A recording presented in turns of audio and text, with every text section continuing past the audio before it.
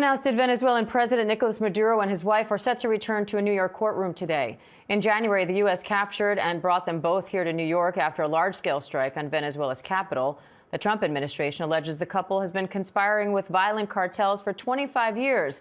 But Maduro says he's innocent and a decent man, and he and his wife, Celia Flores, pleaded not guilty to federal charges, including narco-terrorism.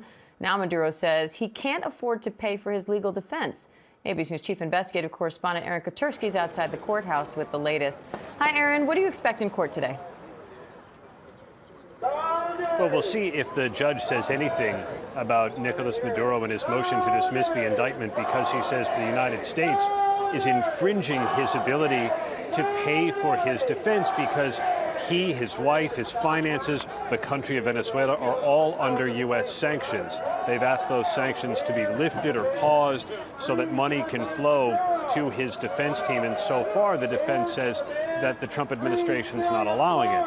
Prosecutors say they're not going to lift sanctions on Venezuela, but Maduro is free to use his own personal funds to pay for his lawyer. Maduro says he doesn't have any personal funds, which is a bit rich considering how opulently he lived up until the point of his capture earlier this year, Diane. And Aaron, we can hear what sound like protests behind you. Can you describe just what it's like outside the courthouse right now? Yeah, there are dueling camps of protesters, plus the usual sirens down here in Lower Manhattan. One group is saying, "Free President Maduro." They see him as the legitimate, democratically elected leader of Venezuela. They are calling on the U.S. to stop what the protests call the war machine. And there's a smaller group of protesters that is totally against Maduro and what he has done and what he has brought to Venezuela. There's a narrow pathway that separates them. The police are here so far, though, Diane, though the protests are loud, they are peaceful. Aaron, international law states leaders of other countries are generally shielded from the jurisdiction of other countries' criminal courts. Could Maduro's attorneys argue that here?